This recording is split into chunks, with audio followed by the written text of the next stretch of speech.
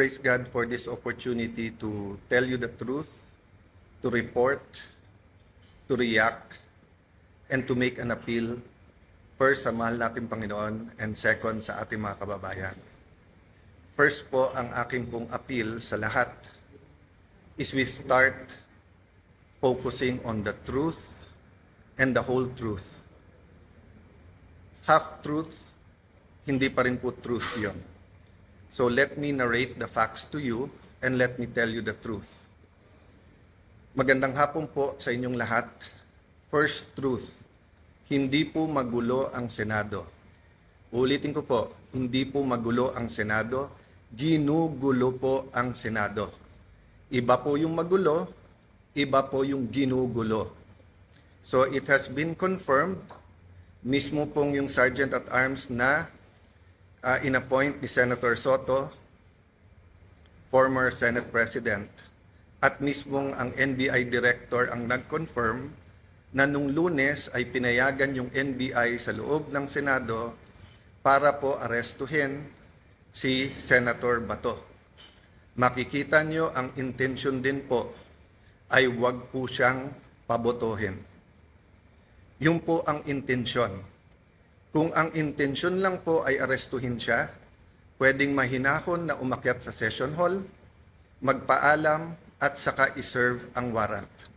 So fact number 1, katotohanan number 1, nakakalat yung mga NBI sa Senado nung Monday para pigilan si Senator Bato na bumoto. Fact number 2, masasabi ko na pong facto ngayon kasi po nagawa na namin. Fact number 2, hindi totoo po ang propaganda ng dating majority, ngayon na minority, yung propaganda po ng mga Dean of the Law students, law schools, and I'm asking these deans to issue an apology. Naniwala po sila sa propaganda. Let me correct myself, ha? Naniwala sila sa propaganda. Yung propaganda is that the new majority is here to stop the impeachment. We received the impeachment sa gitna ng kaguluhan Wednesday night. I signed the letter yesterday, sent it to the House of Representatives, na-receive na po nila, at nakalagay sa sulat na ayon po sa rules ng Senado, kasama sa order of business sa Monday, and kung walang magque-question ng rules, at sa aming caucus nag-agree walang magque-question ng rules, ng impeachment rules, sa hanay po ng majority, o sa aming pong 13, therefore we can already convene as an impeachment court on Monday. So lahat po ng kinakalat nila, na ito po'y lahat na nagaganap para protektahan lang po ang isang tao ay hindi katotohanan. Hindi po kami magko-convict dahil lang po sa politika, hindi rin po kami mag-aakwit dahil sa politika. Impartial impeachment trial ang nasa konstitusyon, yun po ang balak naming gawin. So truth number 1, NBI ang lumusob at pumasok sa Senado at nakipaghabulan sa isang senador kahit pwedeng hintayin na lang sa session hall or sa office of the Senate President. Fact number 2, ginugulo nila kasi nasira yung kanilang narrative. So fact number 2, pwede nang mag-umpisa sa Monday ang impeachment trial. Ako nga'y medyo nababahala kasi baka gamitin yung issue na to para maraming magsalita sa Monday. Tapos sa amin ibabalandra kung bakit may delay sa impeachment. Fact number 3, kinausap, inimbita ko sa opisina ko, sabi ko pwede pa siya magsama, pero pinili niyang mag-isang pumunta sa office. We had a number of senators there, and sinabi po ni NBI Director, he will follow the Senate and he will not arrest sa loob ng Senado. We told him to submit the warrant para makita namin. Sabi niya nung Lunes, Tuesday niya isasubmit kasama ang sulat. Pinayagan namin iuwi niya yung 10 operatiba niya, agents niya, with the condition na ibibigay niya yung spot report. Hanggang kahapon po, hindi binibigay. Ang alam ko hanggang today, hindi binibigay.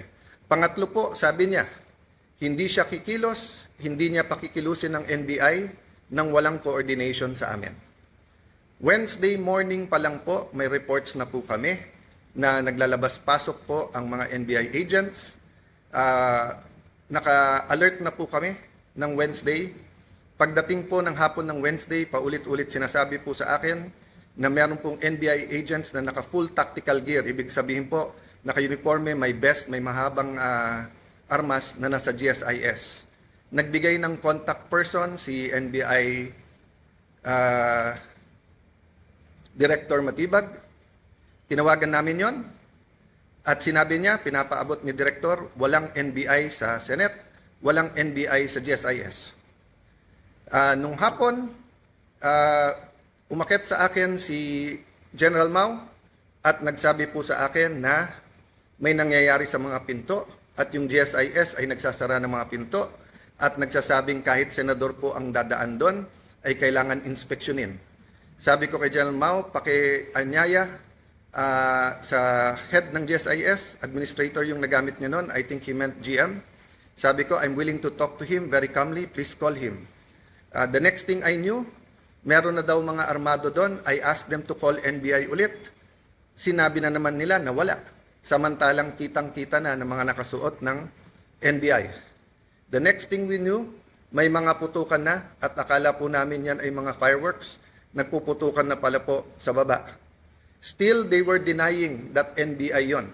Kahit na yung mismong winarningan nila ay nagsabing NBI sila. So please look at the context. Alam natin under siege nung Monday or nasa loob ng Senado ang mga NBI. Alam po natin na nakipaghabulan sila. Gina-justify pa dahil ito daw po ang paraan na mag-arrest. Pagkatapos pinangako sa amin na wala daw pong NBI sa paligiran. Nandun na po ang Marines, nandun po PNP, libo po ang PNP sa labas, naging very transparent kami. Nakiusap kami na walang baril sa loob ng Senado. Tignan nyo po lahat ng video. So nung nangyari na po yun at hindi na po namin alam kung sino kakausapin dahil nagkaipitan na sa loob ng kwarto ang bawat isa, ginamit natin Facebook.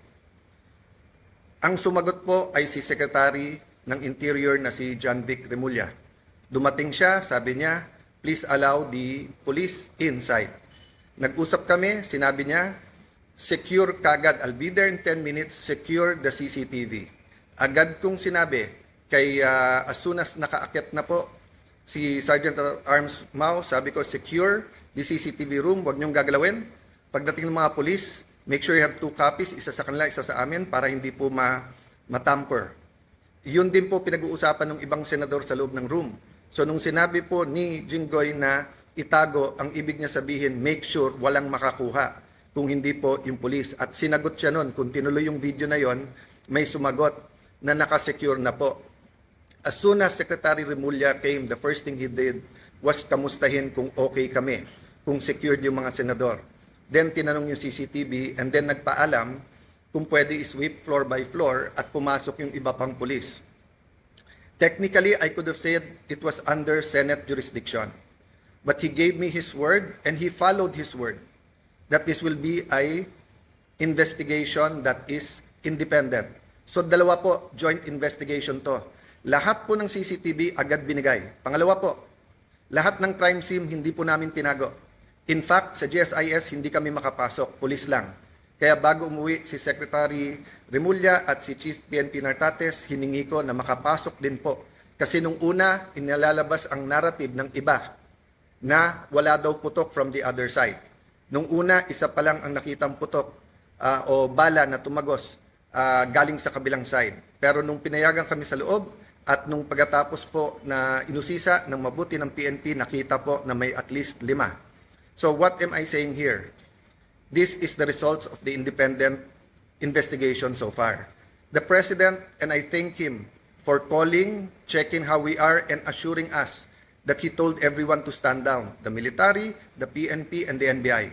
But I told him, sir, the NBI has been lying to us. Sabi niya, hindi, susunod sa kanya yung NBI. Sabi ko, sir, with all due respect, nandito naman si Sec. John Vic, siya na mag-report sa'yo. So, dun sa mga nagsasabing this is staged or whatever, di ba, we allowed every single transparency measure. We allowed the investigation. In fact, pag-akyat namin ng 5th floor, Kahit wala sa usapan, sabi po ni Secretary Remulla, ibaba ang mga armas ng OSAA.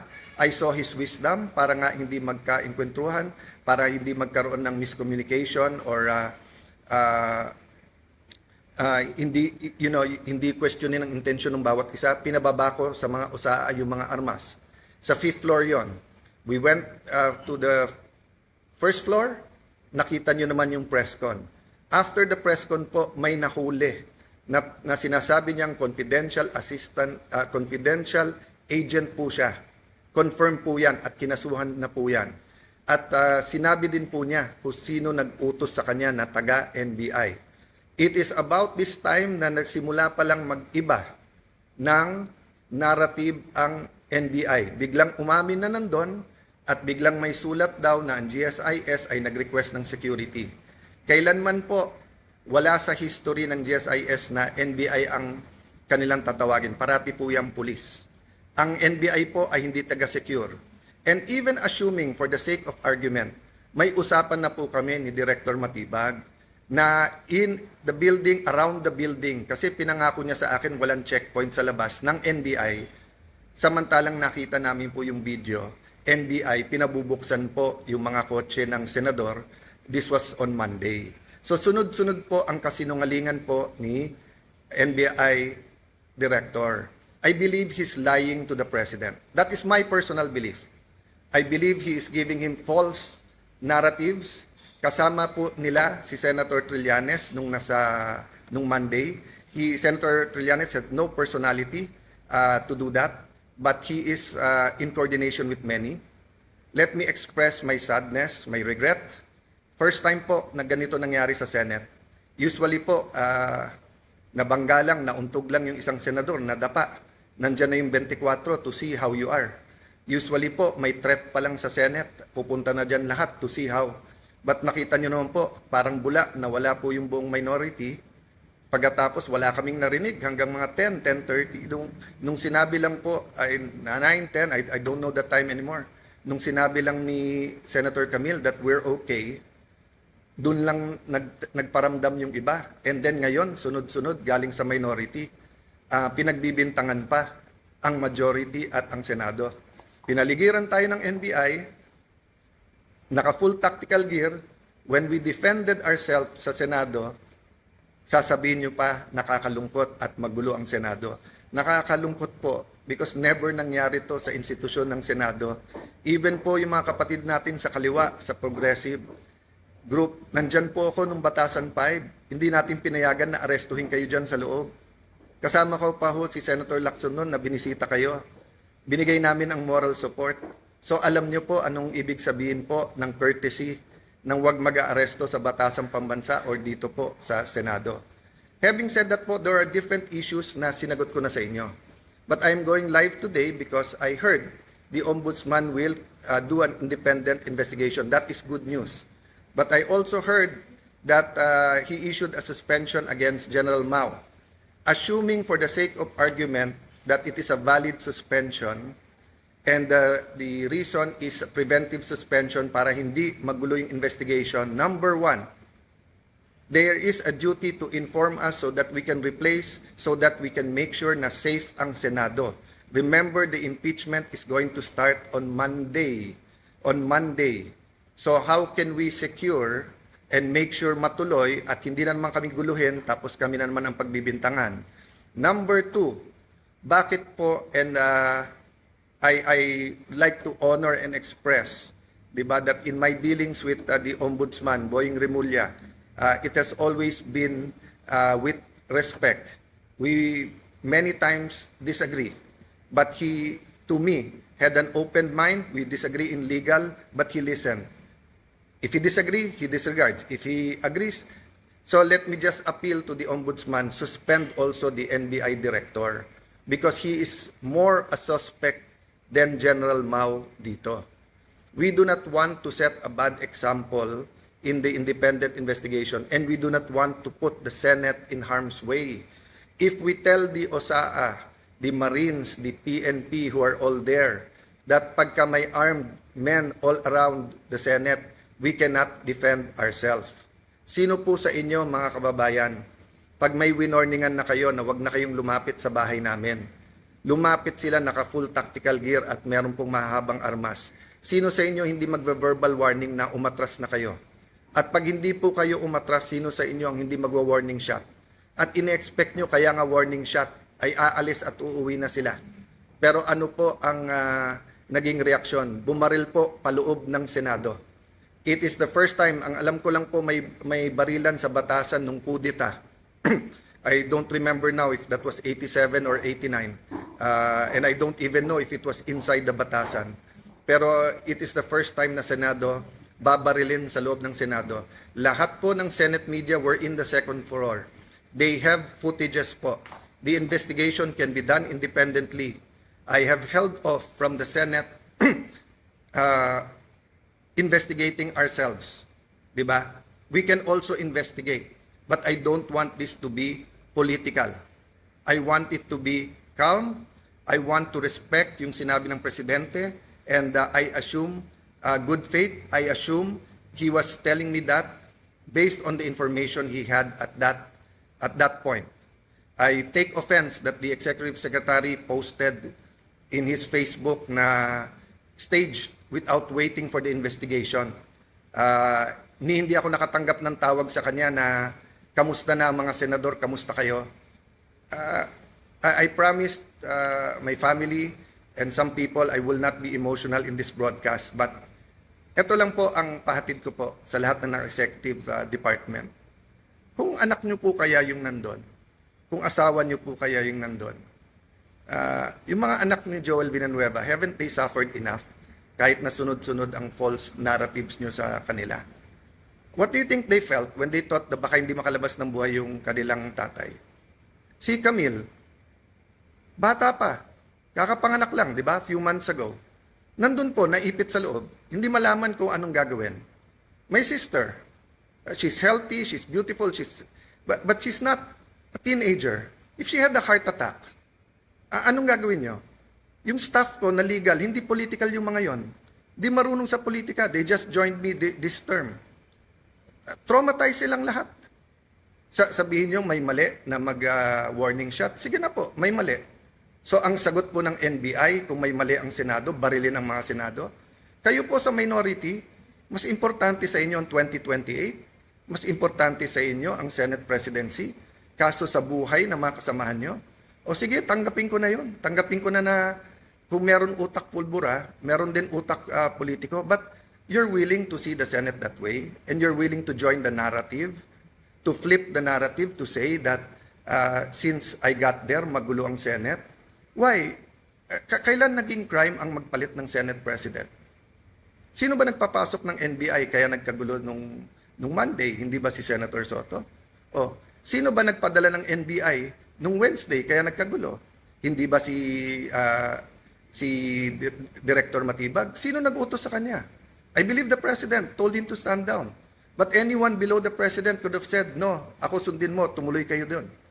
He could have called me and told me na huwag kayong maalarma, nandyan. When my sister called, ano sinabi niya? When Senator Loren, he kept on denying. Nung sinabi ng sister ko from the back, kasi hindi na namin malaman nangyayari, do your job. Pinagsisigawan yung sister ko na huwag mo akong sigawan. Yan po ang response ng ating NBI director nung akala niya, nung nalaman niya na under attack ang Senado. Hindi niya sinabing, ma'am, susugod, ma'am, titignan na, ma'am, pupull outin, ma'am, tatawagin namin ng DND, ma'am, tatawagan namin. Hindi. Ang sinabi niya, huwag kayong sisigawan.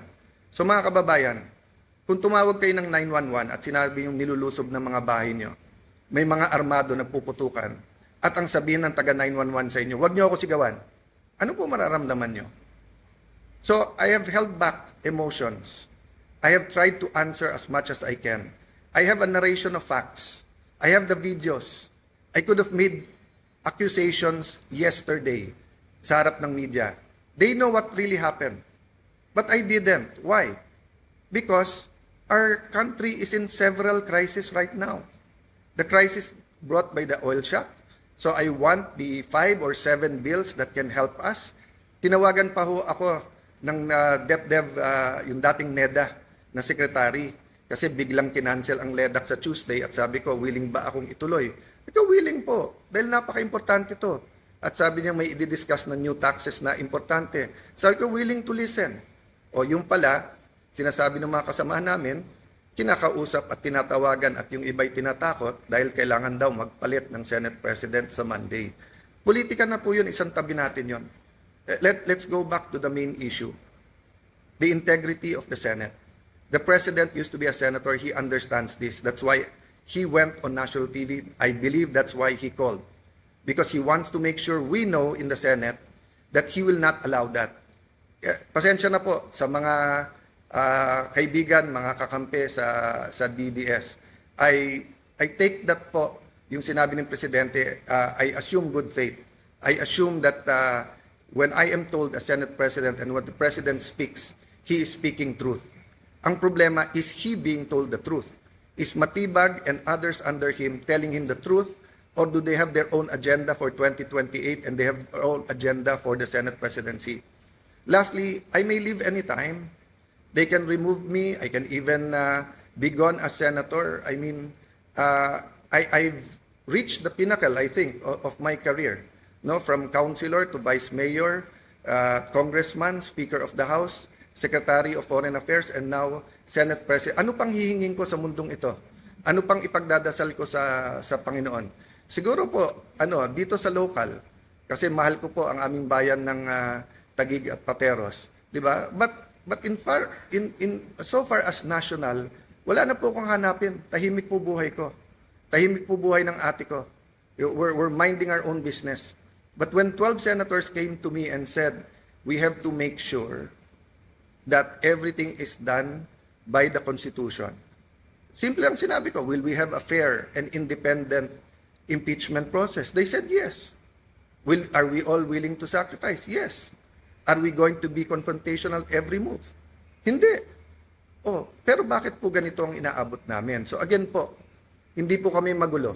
Ginugulo po kami. So again, Honorable Ombudsman, please consider, remember po in an investigation, it's not only the result, it's the process. So there will be no independent investigation while the NBI officials hindi lang po yung director, yung pong head ng transnational crimes, kasi yun po ang tinuturo ng kanilang confidential agent. Hanggang hindi po sila sinususpend, tapos ang sinususpend po ng sa Senate. So mga kababayan, asahan niyo po sa Lunes, ang focus, ang atensyon, bagaman napaka-emotional tong mga nangyayari at bagaman existence na ng integrity na ng Senate to, alang-alang po sa ating mahal na bayan, alang-alang sa konstitusyon, we will focus na makonvene yung court. Kung may gugulo po niyan, hindi po kami. By the way po, pag convene namin as a court, pag-issue po ng summons, hindi pa ho magsa-start ang trial kasi sasagot pa ho ang Honorable Vice President. So wala pong dahilan na magmadali silang magpalit sa Monday, even if they will recycle another narrative to say that this is for the impeachment. I ask our young people now, yes, there are, dati kasi pagka nag-issue ng statement, lahat ng deans, ako mismo bilang idealistic na law student, kahit tatay ko mismo na idol ko, nagsabi bilang batas, naswisway din po ako. Pero tignan nyo po yung katotohanan versus po sa propaganda. Sabi ng mga deans, ang palitan daw ay para makontrol po ang impeachment at para po ma-dismiss. I'm paraphrasing, di ba? Or whatever you call it, whatever word you use it. Hindi po. In fact, mas mabilis pa ho kaming kumilos. Kasi pwede pong Thursday na namin check-in, lahat ng annexes, etc. Kasi nagkagulo sa Senate ng Wednesday night. But hindi po. I think the very professional Senate Secretariat, despite yung buong gulo, tuloy-tuloy po yon. So again po, you want an independent investigation, go ahead po. Pero delikado po kung ano magiging katotohanan because ang katotohanan po, ang Senado ang ginugulo. We will keep you updated. Again, we have all the facts. Sa mga matitinik na reporters na may mga tanong na pointed, I'm talking about outside the Senate kasi inside the Senate, nakapagtanong naman sila. We're ready to answer all of the questions. We just wanted everyone to not have a national trauma about a news that inaatake ang Senado ng NBI. But now that it's out, that it is the NBI, prove to us that that was a rogue decision. Prove to us po na misfire po yun at hindi po yun ang talagang tangka, di ba? Again, I will give everyone the benefit of the doubt. Pero doon po sa mga nagsasabing drama, etc., ito lang po sasabihin ko sa inyo. I hope your family is never put in that position. Because I was there. I was there and I wanted to go out and I wanted to face them.